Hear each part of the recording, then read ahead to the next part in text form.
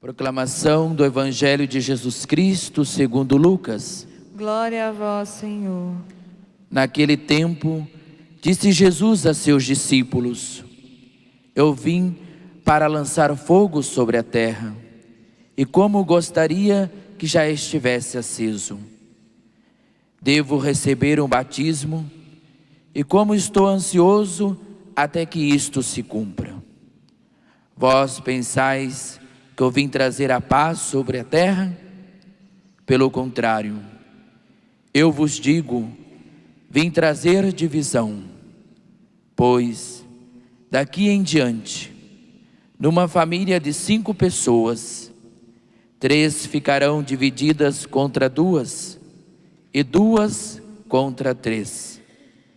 Ficarão divididos, o pai contra o filho, e o filho contra o pai, a mãe contra a filha, e a filha contra a mãe, a sogra contra a nora, e a nora contra a sogra.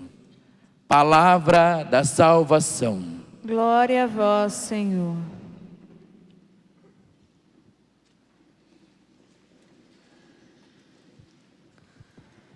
Até parece algo assim muito estranho quando a gente escuta de Jesus falar para nós que Ele veio trazer divisão, não é? Mas é uma divisão em que Ele está dizendo por causa de uma decisão da nossa vida. Que muitos que não vivem a sua fé, quando se trata desse assunto, às vezes dá muita confusão. Dá muita confusão. As pessoas às vezes acabam discutindo por causa da sua fé e acabam criando esta divisão. E não deveria ser assim, por causa da ignorância que acontece isso.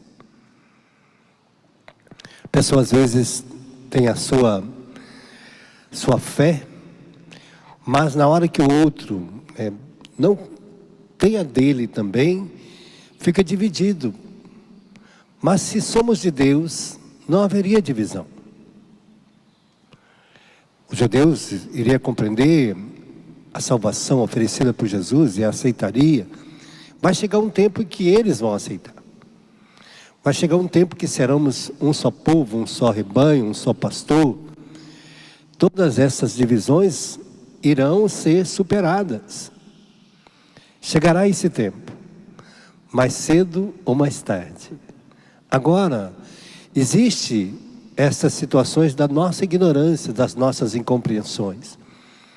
Às vezes o pai quer educar o filho na fé, o filho se rebate, não aceita, porque às vezes ele vai na escola, às vezes ele aprende de forma diferente, outros contextos, e ele acaba discordando do pai. Às vezes o filho tem a sua fé, o pai não tem. O filho vai falar, o pai não concorda, né? Então cria. Às vezes o filho vai casar e a sogra vai ter uma nora que não é da igreja. Aí a sogra não quer, porque aquela pessoa não é da igreja. Gostaria que fosse uma pessoa pronta, do jeito que ela gostaria, já com uma pessoa com fé.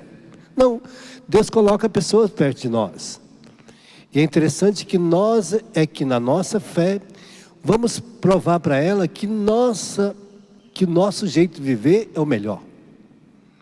As nossas atitudes, as nossas ações, vão convencer o meu vizinho, a minha vizinha, de que o meu jeito de viver é o melhor.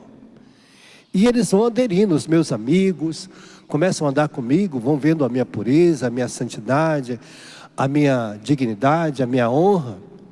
E eles começam a se aderir. Como que essa pessoa é diferente? Por que ele é assim, né?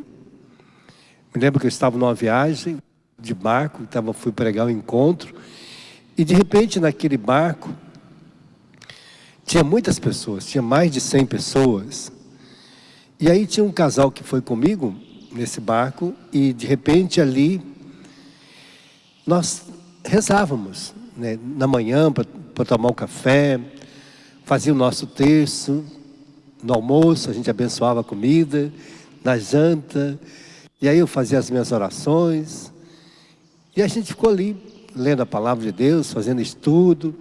De repente as pessoas foram se aproximando, e começaram a também participar.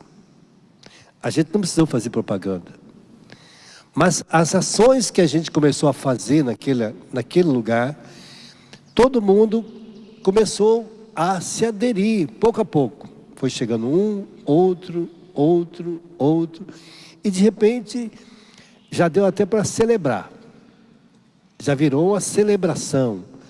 Já não era mais um momento de oração, mas de celebração. Por quê? Porque as pessoas foram aderindo, viram as nossas atitudes. Não precisamos gritar, não precisamos sapatear, não precisamos falar alto. As pessoas começaram a ouvir e saber o que a gente iria fazer, aonde eu iria. De repente já era o padre. As ações é assim, elas vão se caracterizando na medida, porque a primeira leitura vai mostrar, olha, não pode uma pessoa se sentir feliz ou se realizada vivendo uma vida errada. Ele está dizendo: outrora ofereceste vossos membros como escravo para servirem à impureza e a sempre crescente desordem moral. Que alegria tenho eu de falar palavrão, de xingar as pessoas, de agredir as pessoas. Que prazer você tem. Que prazer o pai tem de chegar em casa, xingar a esposa, maltratar, falar palavrão, ofender moralmente aquela que ele casou. Que prazer. Que prazer pode ter um homem desse, numa atitude dessa? Ou você vê seu pai embriagado, se maltratando, se destruindo, se consumindo. Que prazer tem a gente nisso? Que prazer pode ter um homem ou um filho gritando com a mãe, xingando a sua mãe, falando alto, ofendendo moralmente o irmão, ou agredindo o irmão, arrancando sangue no irmão, quebrando as coisas dentro de casa, ou sapateando, ofendendo. É uma desordem que está dentro de nós. O pecado gera desordem em nós. Que prazer pode ter um homem que adulterar, sair com outra mulher? Que prazer que ele vai ter? Nenhum. Deus não coloca prazer nessas coisas. E nós não vamos sentir por causa da indignidade, ou eu mesmo roubando alguém, pegando os objetos de alguém. Que prazer eu vou ter? O que aquilo vai servir para mim? Imagina você andar com o celular roubado, falando no telefone. Que prazer vai ter isso? Prazer você vai ter, ou eu, que nós vamos ter, tá sabendo que ele é roubado. Ou você tem uma televisão, uma geladeira, ou você dá uma roupa que você foi numa loja e roubou, ou um sapato, um tênis. Que prazer pode ter? Como eu vou sentar para comer alguma coisa se eu roubei aquela coisa? Como vai satisfazer a minha vida? Algo assim? Seja uma bebida qualquer. Aquela bebida e vou me satisfazer? De jeito nenhum. É uma desordem. E Deus está dizendo dessa desordem. Como pode uma esposa estar ali brigando, xingando, gerou os filhos e agora fica com raiva, porque não quer mais ser mãe? Não tem jeito. Depois que nasceu, é mãe para sempre. Mesmo a mulher que aborta, ela vai ser mãe, querendo ou não. Mesmo a que abortou, pelo mesmo lado que nasce um filho, nasce o outro abortado. Não vai nascer para o outro lado, não sai para a boca. Vai sair pelo mesmo lugar, vivo ou morto. Que prazer, essa destruição. E a pessoa se acha no direito de dizer o corpo é meu, faço o que eu quero. Como ser feliz usando destas situações da nossa vida, e que às vezes nós vamos alimentando esta desordem, nós vamos alimentando dela, nós vamos colocando dentro de nós estas desordens, e ele está dizendo, muitas vezes nós somos assim, e é triste. Por isso Jesus está dizendo, eu vou colocar nesse tempo essa divisão, ou eu vou assumir a minha vida em Deus e vou vivê-la plenitude.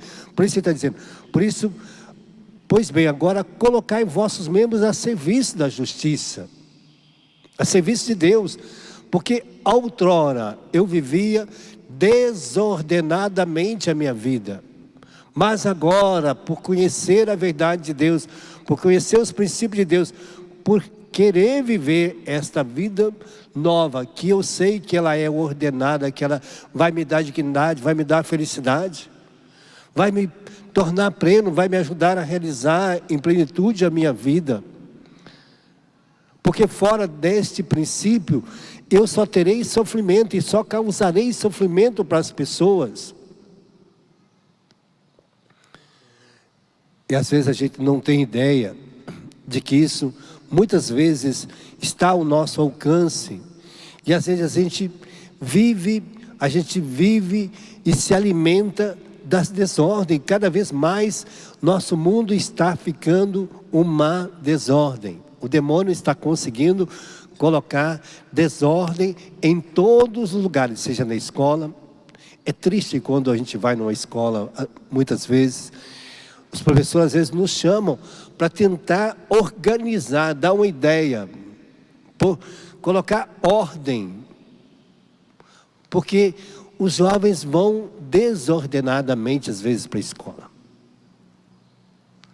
Faz dali um lugar em que se cria facções. O jovem às vezes quer imitar, andar-se vestido como bandido, ter atitudes, linguagem vulgares, não fala coisa com coisa, nem tem sentido as palavras. Muitas vezes elas são mecânicas, são palavras que não traz nenhuma alegria para quem ouve.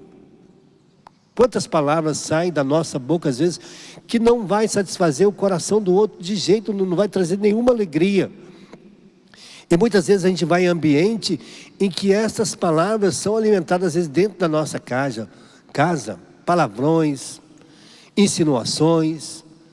A pessoa chega dentro de casa às vezes já disposta a matar o outro, a agredir o outro.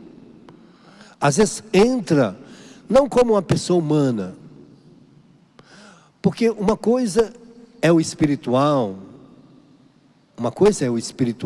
você está cheia do Espírito Santo, e Ele vai ajudando você a domar os ímpetos de muitas atitudes agressivas, violentas, que possa estar em nós, mas é uma ação do Espírito Santo.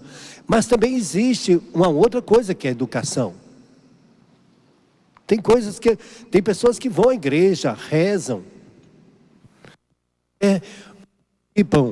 vão lá, fazem a adoração, rezam o seu texto, conhecem a palavra de Deus, mas têm atitudes horríveis. Aí já é falta de educação, é outra coisa. Terrível também, né? Quando a pessoa não tem educação. Tem filhos que até são estudiosos, formaram, têm faculdade, só não têm educação. Não sabe respeitar o mais velho, só não tem educação.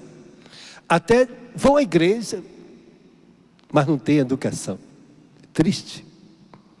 Perderam a educação, perderam o respeito pelo mais velho, pelo pai, porque se formou, se capacitou, até tem o diploma, só não tem educação. É triste, né? Não sabe compartilhar com o outro, não sabe conviver com o outro, e aí desclassifica o outro. Aí é questão de educação, nem é questão espiritual, mas de educação. E também se perde, por quê? Porque a pessoa vai se deixando dominar pelo orgulho, pela vaidade, pelo seu querer, pela sua arrogância, autossuficiência, soberba. E essa é a marca da besta mesmo. A marca de Satanás, da besta, é esta: transformar o homem em uma pessoa raivosa. E aí Jesus até faz uma crítica aos fariseus, né? Lucas 11, Jesus até faz uma crítica aos fariseus. Ele dá um toquezinho, ele vai exortá-los, vai dizer: disse-lhe o Senhor aos fariseus, doutores da lei. Quando fala de fariseu, é aquele que procura viver, mas muitas vezes as suas atitudes são mesquinhas e egoístas. Ele conhece a Deus, sabe da palavra de Deus, procura até mesmo mostrar para os outros que é um homem conhecedor da palavra de Deus. Até ele fala com a boca cheia: eu sou da igreja, eu sou de Deus, mas tem certas atitudes que não convém, que não condiz com aquele que é de Deus. E os doutores da lei, que se especializam, que sabem, conhecem profundamente a palavra de Deus, mas na hora de pôr em prática, ele coloca fardo pesado para o outro, julga o outro, condena o outro, mas ele não faz nada para mudar a vida dele e a dos outros. Então Jesus até fala disso, vai dizer: disse o Senhor, ai de vós, que limpais o que está fora do vosso vaso e do prato, mas o interior está cheio de roubo, maldade, de insensatez. Maquina a maldade no coração. Já fica espreitando o outro, já fica esperando o outro errar para apontar os defeitos.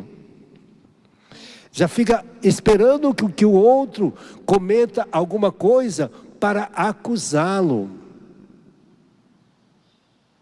E fica ali só como vigia.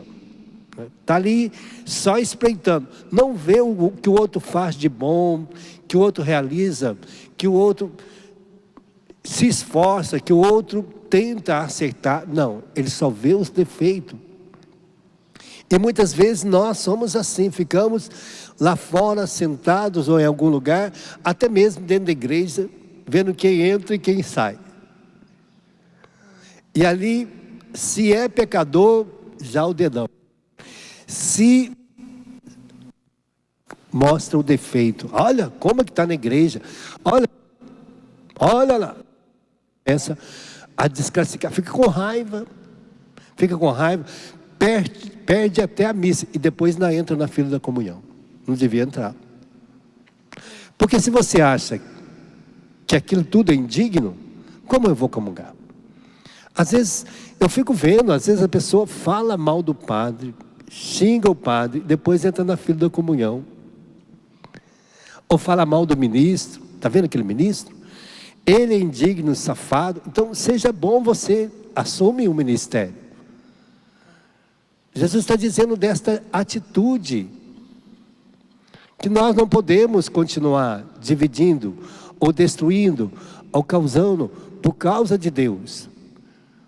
Essas coisas acontecem por causa da nossa ignorância, da nossa estupidez.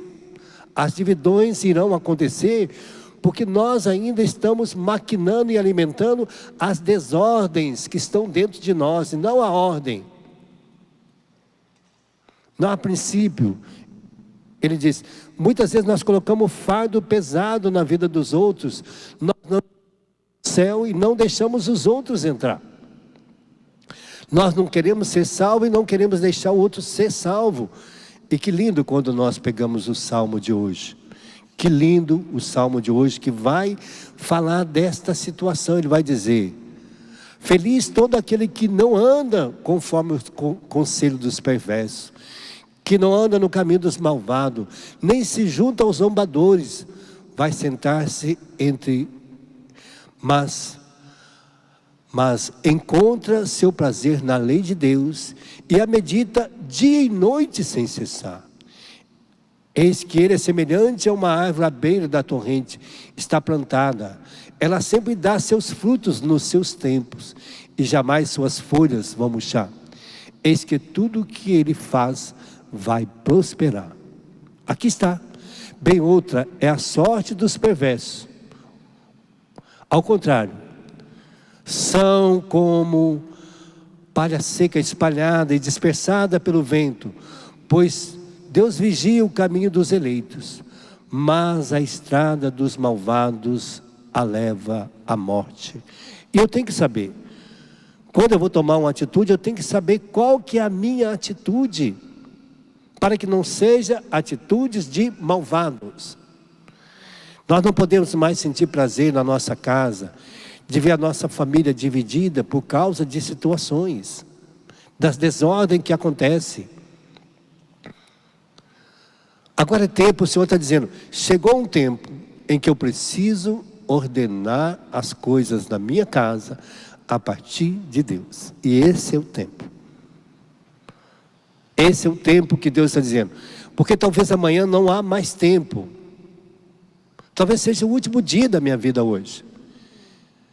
Talvez seja o meu último tempo. Talvez seja a última semana em que eu possa fazer coisas para salvar a minha família, salvar os meus irmãos, salvar minha casa. Quem disse que amanhã eu estarei vivo? Então eu tenho que trabalhar comigo já cada dia como um dia de salvação. Não ficar esperando, protelando para depois. Mas o Senhor nos convida, nesse tempo, a ordenar a nossa vida e não deixar, e nem sentir alegria, porque a gente foi ingrato. Ele está dizendo, não, agora é tempo de você saber que você foi resgatado no sangue de Jesus para essa vida nova. Põe a mão no seu coração. Eu não sei quais as desordens que às vezes ainda encontro no seu coração, mas eu sei qual que estão no meu coração. Quero pedir agora ao Espírito Santo que me dê esta graça nas minhas atitudes. Peça mesmo que o Senhor te dê a graça nas suas atitudes como pai, como mãe, como esposa, como esposo, como profissional, seja na sua empresa. Você como filho e filha, talvez a sua vida tenha sido desordenada lá fora. Teus amigos te levaram para desordens. Ou outras pessoas, eu não sei quem te levou. Mas Deus está dizendo que você pode ordená-la em toda a dignidade, todo o respeito, toda a educação, toda a formação, toda a capacitação para a tua vida.